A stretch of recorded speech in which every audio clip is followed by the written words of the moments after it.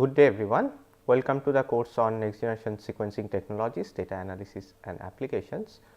In the last few classes, we have been discussing different next generation sequencing technologies such as 454 sequencing and Illumina. So, today we will be discussing one more technology which is called the single molecule real time sequencing, or in short SMRT sequencing, and we will see how this method is different compared to the last two that we have discussed so far. So, let us begin. So, this is the topic for today's class. We will discuss the single molecule real time sequencing method developed by Pacific Biosciences. These are the keywords that will come across. So, we will have 0 mode waveguides or ZMWs, we will see real time sequencing term quite often, and finally, we will also see something called hi-fi reads in the presentation. So, just to briefly recap what we have discussed so far, we have talked about 454 sequencing, and 454 depends on pyro sequencing, right. So, if you remember the principle of sequencing, we have this DNA polymerase, and when a base is added to the growing strand, there would be release of pyrophosphate. Now, this pyrophosphate then is finally converted to ATP, which in presence of the luciferase enzyme and luciferin will give rise to a signal of light. Okay. So, this light is detected by the detectors that are present, and which then does the base call. Okay.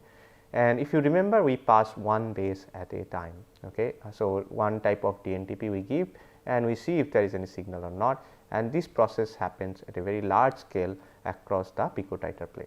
Okay. And that is how we get this high throughput sequencing.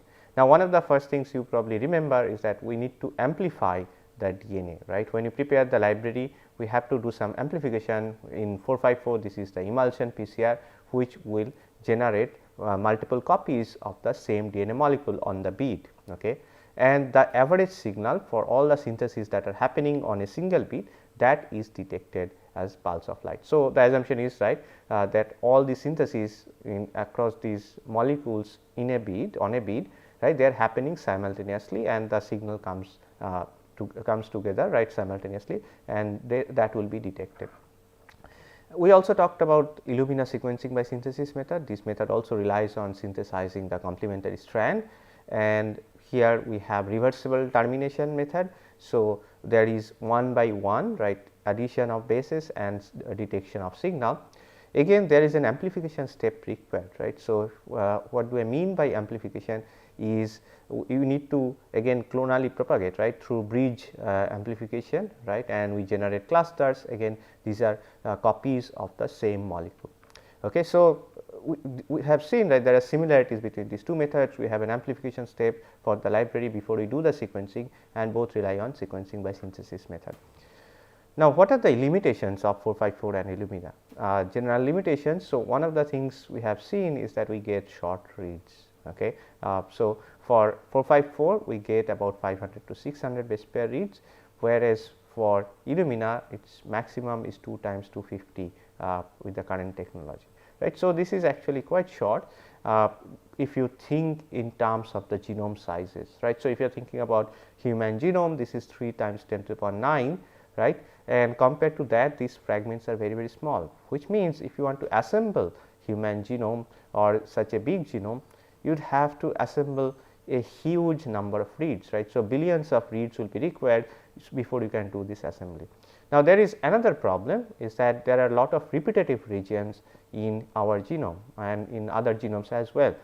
Okay. So, if you have very short read, even with paired end sequencing, you will have difficult time actually assembling these repetitive regions correctly. Okay. So, this is one limitation of both these technologies. On top of that, we will have structural variations. So, we will talk about what structural variations are in the next classes. When we talk about variant calling, etc., you will understand that, and especially for resolving the structural variants, these short reads are not really suitable, and we would like to have really long reads, right. So, longer reads will be much better. So, if you compare Sanger sequencing, we have 1 kb, but can we get at least 1 kb, and if we, more than that, right. That is something that would be very helpful for genome assembly.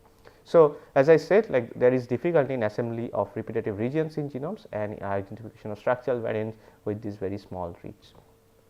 So, can we get long reads in NGS, right? This is one of the questions that we can ask, and so this what will happen is that if we can get long reads, right, this will actually help in the genome assembly process overall, right. That it will be less challenging because we can then have a lower number of reads to assemble the genome. In addition, we can resolve these repetitive regions quite effectively, and we can also identify the structural variants. Okay. So, today we will talk about one such technology that actually allows us to generate these long reads, okay. And this is called the single molecule real time sequencing or SMRT sequencing in short, and this was developed by Pacific Biosciences, and we get long reads greater than 1 kb, and sometimes we also get reads of 5 or 10 kb length. And the other advantages of this method is that we have signal identification and base call from individual DNA molecules. So, as we go into the principle, you will see, right, instead of these clusters or these the emulsion PCR where you generate a lot of these clones of the of a molecule, right, and then do the signal identification and base calling from the average signal of these clusters. Here we actually identify these bases from a single DNA molecule, right. So, this identification happens from individual DNA molecules. So, which means we have higher resolution, right. And on top of that, we also have real time signal monitoring, right. So, because we are actually following the process of sequencing for individual DNA molecules, we can actually identify when the base addition is happening. If you think about the Roche or Illumina in comparison, right, where we are looking at average signal, we are not following individual base addition events, right, because there will be slight differences in time when this base addition happens in Illumina platform, right, between these different molecules. There will be slight differences, and we have also talked about this phasing problem, right, or we will talk about this phasing problem, pre-phasing etc. later on, and we will see that this will actually lead to degradation of signal later on. Okay. So, when you talk about quality of data, you will see this problem coming up with Illumina data especially. Okay. So, these are two advantages of this method along with the long read that we get. So, the question is now how does this sequencing happen, right? How do we actually get this long reads? So, we will talk about this principle now. So, sequencing is done on something called SMRT cells, okay. Like flow cell, like picotiter plate, here we have these SMRT cells, right, where we can where we do the sequencing. So, it is kind of like an box kind of structure where this sequencing would happen. So, you can look up search and look up for these images, right, and you will find quite a few pictures of these SMRT cells. Okay.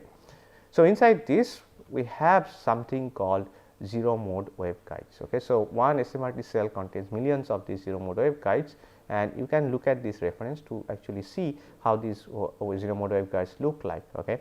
So, I will just draw a kind of a schematic of this, right. So, it is kind of like a well, okay, something like this, but the dimensions are so small is that if you shine light from one side, the light cannot pass through the well.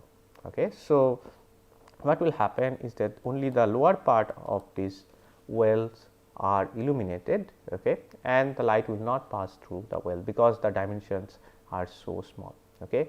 And in the SMRT cell, we have millions of such zero mode waveguides. So, you can imagine, right, if you kind of imagine in your mind, right, here you have these and we are looking from top, right. So, and we are looking at all these wells and you have millions of them in the SMRT cell. Okay. So, which means we can do this sequencing for millions of these molecules in parallel inside one SMRT cell. Okay. So, what happens is that sequencing actually happens inside these ZMWs. So, one of the terms I will just introduce is we will see these terms SMRT1M, SMRT8M, you will see this. So, it simply tells us how many ZMWs are present inside the SMRT cell. Okay. So, 1M means 1 million ZMWs per SMRT cell, 8M is 8 million ZMWs per SMRT cell. Okay, so as I shown you, right. So, these sequencing reactions actually happen here inside these wells, okay, and especially, so to be more specific, it actually happens in this region which is illuminated. Okay, so now how does this process occur, right? So, we will go to that in a moment, right. First we talk about library preparation and then we will go into the sequencing part. So, for library preparation we have this genome sequences, right. So, this is the genome, double stranded DNA, right, and the first step is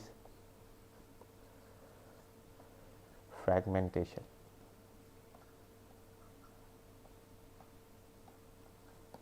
Okay. So, we generate these small fragments from the genome,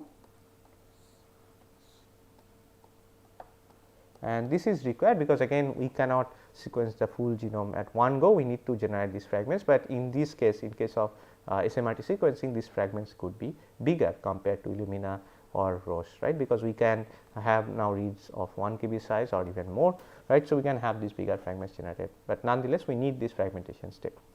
So, once we have this fragmentation, we need to add the adapters, okay, and one of the things you probably will notice later, right, is that this method does not require any amplification, right. So, because we are sequencing single molecules, we do not need to generate clusters like Illumina, right, or the on-beat amplification that we see in 454. Okay. So, the adapters are very special here. So, we have something like hairpin adapters and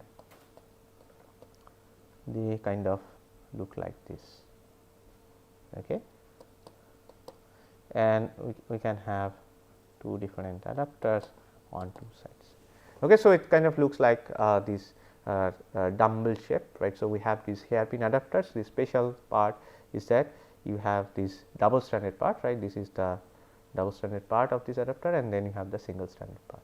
Okay. So, these are called SMRT bell hairpin adapters, right. So, we kind of get these dumbbell shaped molecules after the adapter addition. So, what actually happens, right, if you kind of get this dumbbell shape,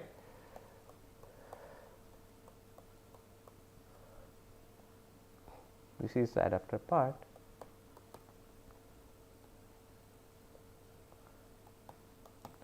Is that in the single stranded part here you can have primer binding sites, right.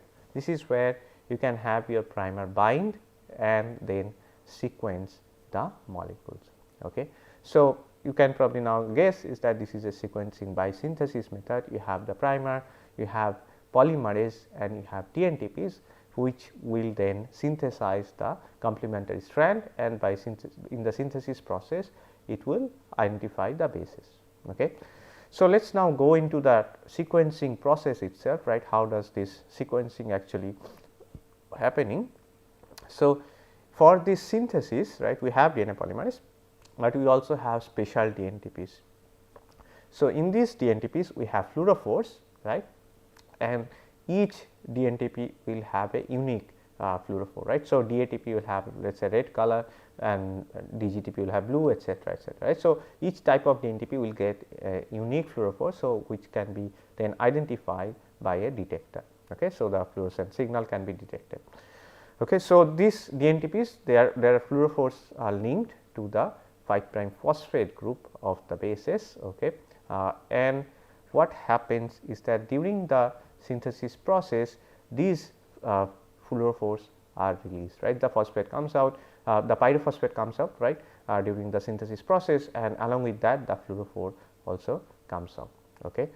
So, you can now visualize in your mind that this synthesis is happening and the fluorophores are coming one by one, right. So, now let us look at this in much more detail, right. So, as I mentioned, we have the ZMWs, right, and this is where the sequencing is happening, right. The lower part is illuminated, and inside this ZMW you have the DNA polymerase sitting at the bottom of the well. Okay. And it then binds to the DNA molecule comes in, right, and of course, you would have to ensure, right, one polymerase gets only one type of DNA molecule, right. This can be again optimized through trial and error. Now, once this DNA molecule comes in here, right, along with the adapters, you can now start the synthesis process. Okay. So, now you remember, right, we have these DNTPs that are labeled, right, some sort of labeling is there, and these are also unique.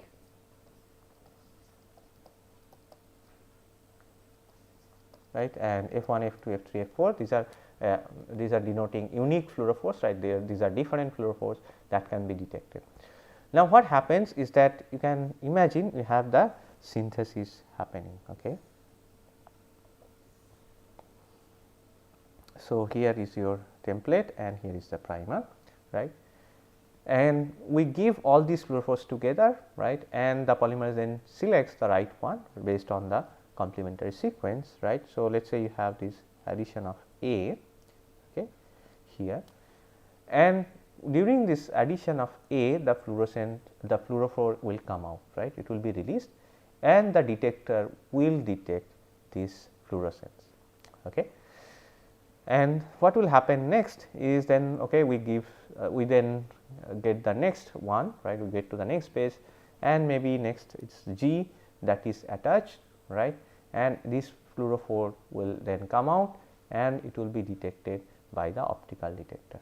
Okay. So, this is happening one by one, right, you have this addition of base, then you have the release of the fluorophore and detection of signal. Okay. So, this fluorophore gives us the identity of the base.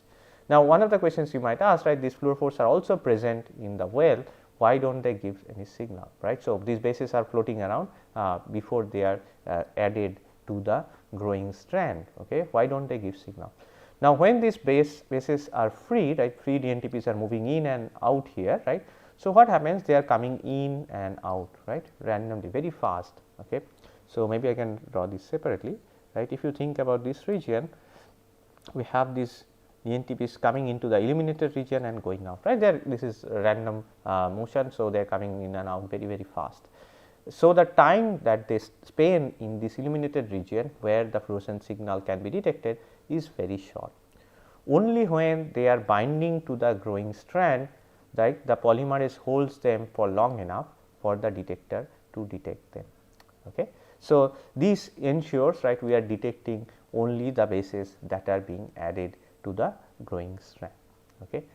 And this way we can get the signal that is coming out in real time, right. So, you can now see why this is called single molecule sequencing, right, single molecule, because the signal comes from synthesis of the complementary strand of a single DNA molecule, right, that is coming here and binding to the polymerase and where the synthesis is happening. Okay. And in addition, you can see we can detect these signals in real time because the synthesis is happening at the single molecule level and we are observing those individual base addition events. Okay. So, compared to Illumina and 454, this will give us higher resolution and you will see this kind of real time sequencing will have some other applications.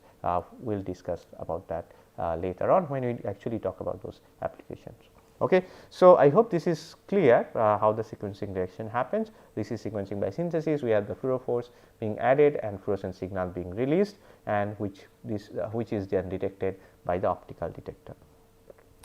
Okay. So, this detection of base addition happens in real time as I have just mentioned, right. So, if you have the detector, you can probably see, right, you have kind of, if you kind of draw this, right. So, this is time versus signal in the y axis, right. So, detector will then detect, okay, there is this addition of A, again we have different colors, right. So, I am just drawing by one color, right. Maybe then we have addition of T, right. Maybe after certain time we have addition of G and so on, right. So, you are detecting these signals and this data is then also stored by the machine. Okay.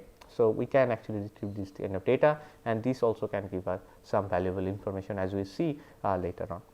Okay. Now, when we are detecting this base addition in real time, we can actually generate some of the statistics, okay, and that we will talk about now. Before we go there, here is a link where you can actually see the animation of the whole process, and you will probably get a really good idea of how this process is happening. So, please look up and see the animation. Okay, so one of the things this method can do is something called strand displacement DNA synthesis.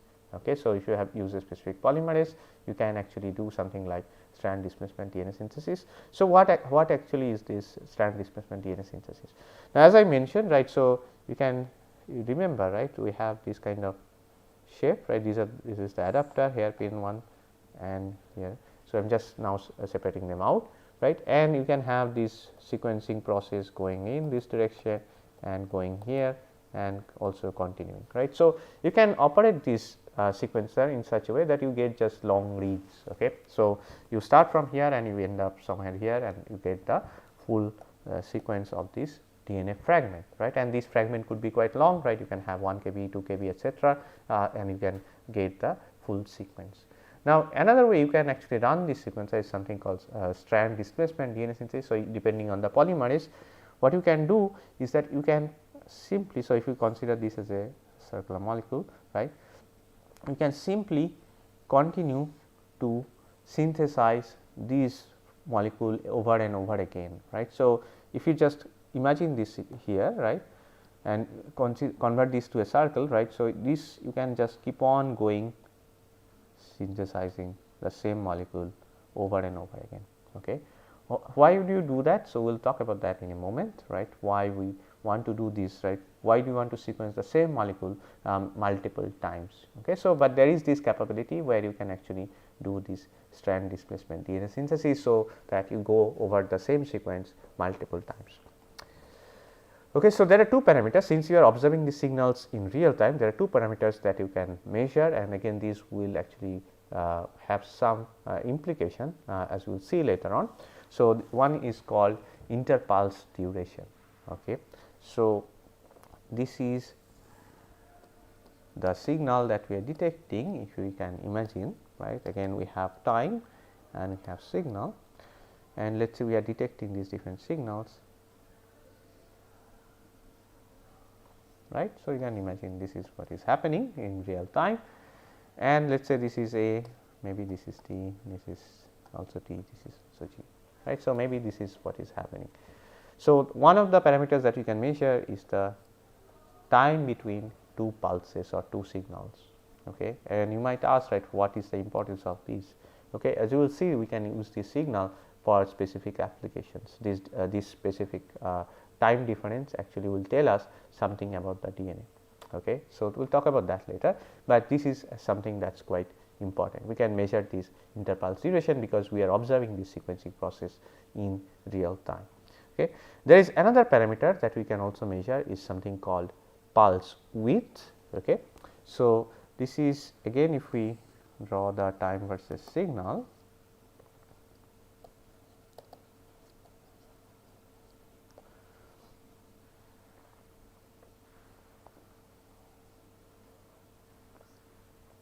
so this is what is pulse width. So, what you will observe, right, if you kind of look at the real data, you will observe these pulses of different widths. Okay. And again the question is why is this important, right. So, I will tell you that is this kind of signals can be then combined with interpulse duration, and it can help us understand the modifications on DNA better. Okay. So, we will talk about this in much more detail later on, but just to be aware that these parameters can be measured, right, and can be stored in the data, which will be very useful for different types of analysis. So, there are two parameters we have talked about, one is interpulse duration and other is pulse width. Okay. So, I hope this is clear, right, what interpulse duration and pulse width is. Okay. Now, what are the advantages of SMRT sequencing? So, the first advantage is the long reads that you get. Okay. And this is something that kind of comes out favorably for this method compared to Illumina or 454, right. So, you get really long reads, and that kind of will be helpful for genome assembly process.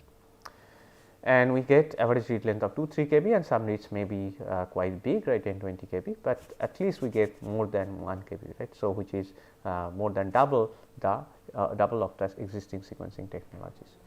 We have single molecule resolutions, right. So, we have seen we are getting this data from single DNA molecule. We are synthesizing the complementary strand of a single DNA molecule, and this process is happening across multiple wells, right, multiple ZMWs, right. We have discussed that, and millions of these ZMWs, right, we are getting parallel signal, which will give us sequence for millions of molecules, but at single molecule resolution. So, it is incredibly powerful. And we also have observation of events in real time, and we have seen that we can measure these two parameters, interpulse duration and pulse width, which will have some applications that we will talk about later. What about the drawbacks? So, as we have seen, we require enzymes and modified nucleotides. So, it means the running cost would be a bit high, right, but probably very similar to Illumina. Again, we have in Illumina we have modified nucleotides and polymerase. The major drawback is that it has higher error rate, which is about 14%. So, this again varies, this is something that has been measured, but it is significantly higher than Illumina. Okay. And why is that the case? So, what we think is because of this polymerase being exposed to light, it kind of affects the proofreading activity of the polymerase. So, to avoid to circumvent this issue of higher error rate, there is a method that has been developed called the circular consensus sequence, or CCS. Okay. So, what actually happens is that we get something called the strand displacement synthesis. So, we do the strand displacement synthesis and we get something called hi-fi reads. Okay. So, what is hi-fi? So, this is high fidelity reads. Okay. So, as I have just mentioned, we do strand displacement. So, what is happening is we are sequencing the same molecule over and over again, right. So, we are getting just data from this, right. We are getting such like for the same region we are getting these multiple reads mapping to the same region, and these will reduce the error rate, right. So, you can imagine if you are sequencing the same region multiple times, and in one call we have an error here, in another call we see a mismatch here, right, compared to the reference sequence. So, we can say, right, okay, these two are probably sequencing errors, because if it is a true mutation, it should be appearing in all the reads that we get, right. So, we are kind of sequencing the same region over and over again, and we are calling the consensus, right. So, all the errors can be then taken care of by this process. Okay. So, again here is a link where you can probably see how this method works, and you will get a better idea of this through the animation. And the advantage is that hi-fi reads are now long, and as well as they are accurate. Okay. So, this is something that is kind of a really game changing, because what you have seen so far, right, the short reads sequencing methods, they are very accurate, right. So, that is good, but they have some drawbacks. Okay. And to counter that, this long read sequencing was developed, but it had higher error rate. Okay. And to circumvent that, if you can then make sequence long reads, right, and also get really accurate data, that is the ideal situation, right. So, this is something that is very helpful and useful for all sorts of purposes. Okay. So, just to give you some idea, right. So, how many reads you get, number of hi-fi reads that you can get for this SMRT cell. So, this is from Pacific Biosciences specifically. So, you have SQL2E, SQL2 systems, these are the name of the sequencers, and the SMRT cell that you can use, and SQL2E and SQL2, these are the recent the modern ones, and you can get up to 4 million reads from them. So, here are the references that you have used for this class. And to summarize, we have introduced single molecule real time sequencing, which is based on detection of fluorescence signal from the synthesis of DNA that is happening inside ZMWs, right. So, these are incredibly small wells where the polymerase is immobilized and the synthesis process happens. So, this is something that is actually also in contrast with the 454 and Illumina, right. So, you have seen in both those methods the DNA is immobilized on picotitor plate or on the flow cell, and the polymerase comes and it does the synthesis. Here in SMRT, it is actually the opposite, where the polymerase is immobilized at the bottom of the wells, and the DNA molecule comes and the sequencing reaction happens. And what we have seen, this allows us to observe sequencing in real time and at the level of single molecules, which actually have some real benefit for different applications, and we will talk about that later. And from these real time observations, we can derive certain parameters, which we also talked about, and we can utilize those parameters for some applications. And what we have introduced also is that the original long read sequencing actually has very high error rate, whereas the circular consensus reads, the CCS reads, they actually deliver long read data, but also with high accuracy, and these are called hi-fi reads or high fidelity reads, and these will have very important applications in genome analysis. Thank you.